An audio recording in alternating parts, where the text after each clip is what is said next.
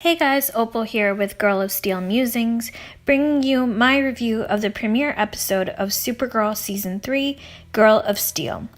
This was by far the best premiere episode Supergirl has ever done. In my opinion, one of their best episodes to date. I'm going to talk about the strengths and weaknesses, and then I'll give you my overall rating for the episode, and then I'll finish off the video with a few pressing questions I have about the episode, the video or the audio, depending on where you're listening to me from. So let's start off with the strong points. This premiere took a huge risk by deviating from the formula. Usually the premieres of these CW shows are heavy on flash over substance, but this premiere decided to be quieter and nuanced. While there was action, there was also a noticeable shift of letting emotion drive the story instead. We actually felt it from the very beginning.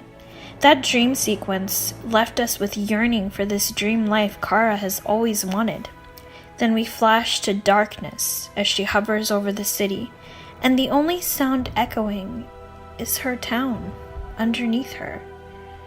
Even the action sequences had quieter moments.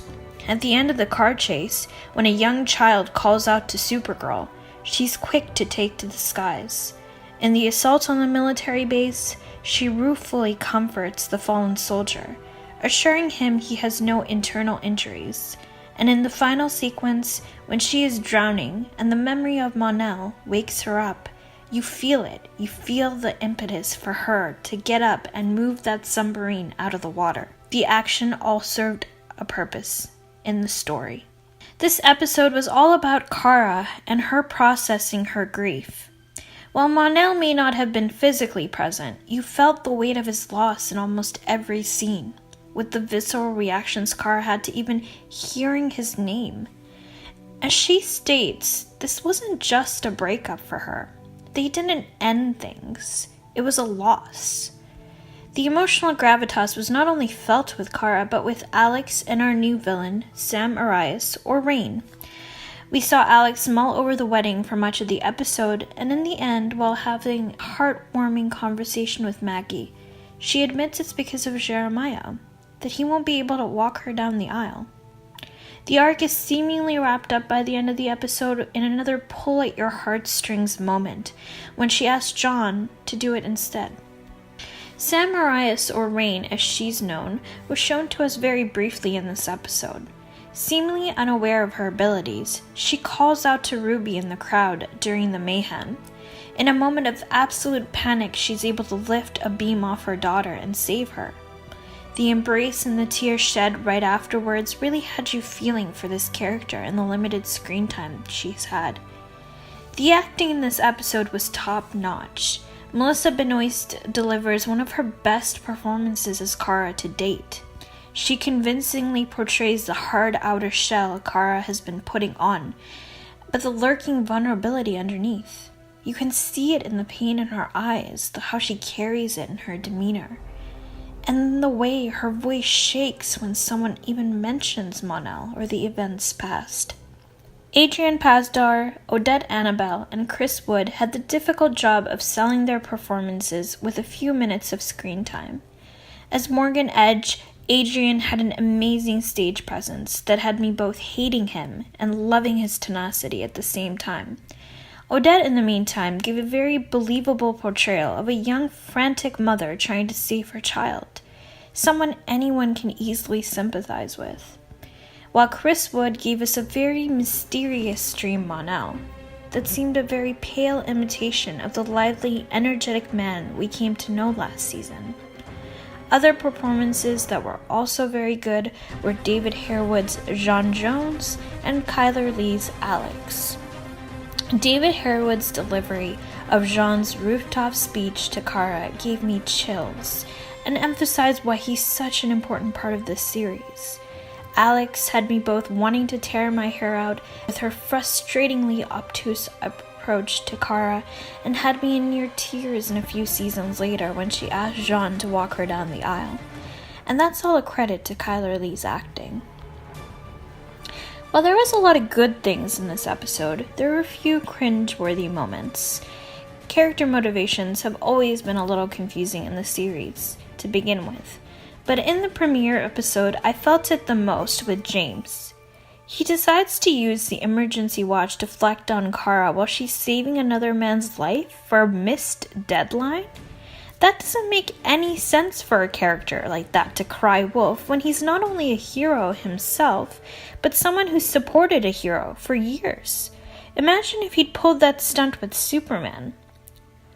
I also found him a tad bit hypocritical, since we really haven't seen him be a serious reporter in a while. Why also have Kara do the profile on Supergirl? He knows she's too close to the issue. If the article is so important, why not give it to another reporter to tackle? Someone who could do it objectively. Then there's Lena. Lena's done some truly badass things in the past. She stopped Spherical Technologies' nanites, switched out the key element of a bomb saving millions of alien lives, and developed the idea of a pulse to take out advanced alien weaponry. So why does she think buying Catco is pretty badass again? It certainly isn't, because she's standing up to Edge, because she did it in a meeting sequence earlier in the episode. Instead of appearing to be a ruthless businesswoman, Lena comes off as a bit weak, as if she was desperately seeking Kara's approval. While we're on the topic of character motivations, Kara is not out of character.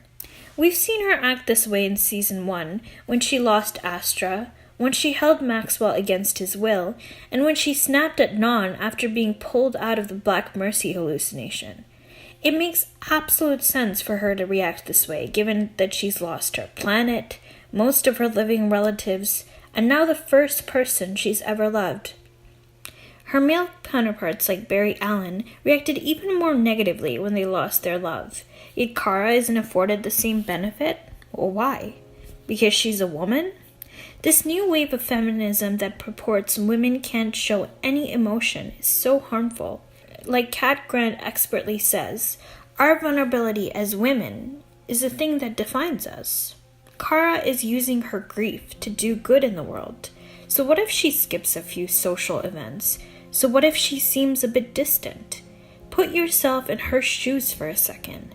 What would you do if you had everything wrenched away from you? While the screenplay was well crafted, I did feel it was too expository at times. All the information about Dubois felt it was over-explained a few times, and the technology he stole.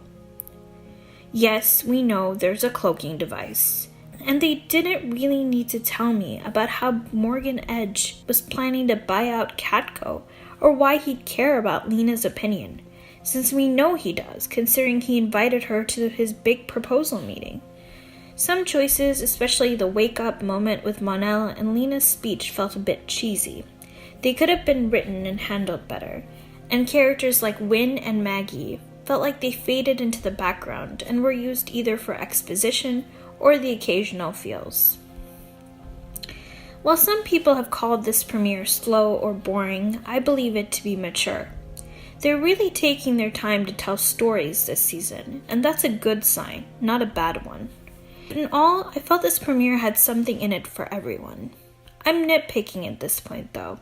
I thoroughly enjoyed this episode, and it is in my top 5 with Supergirl episodes, so I'm giving this a score of 8.5 out of 10. Now to the questions I had from the events in this episode. So was it all a dream? The dreams to me felt like they were more. Could Allura be alive? Is Mon-El communicating with Kara on some psychic level? The dream that Sam had, could it somehow link to her origins to Allura? Whose pod was it underneath the rubble in the ocean? Was it Rain's, Mon-El's, Allura's, or maybe someone we haven't even met yet? Now that Lena owns Catco, what role will she have there? Will she butt heads with James, or largely be a silent partner? Was Sam not aware of her abilities, or were they triggered when she saw Ruby in danger? I might tackle some of these questions in a theory video I'm cooking up soon. Anyways, thank you for listening, guys. I'll have my breakdown of the episode 2 teaser and then a theory video coming your way tomorrow. If you have any pressing questions about the premiere, please comment below and let me know, or at me at Twitter at GOS Musings. If I get enough, I'll do an FAQ video on Friday, and if not, I'll just go through and answer them. Once again, thank you so much for listening.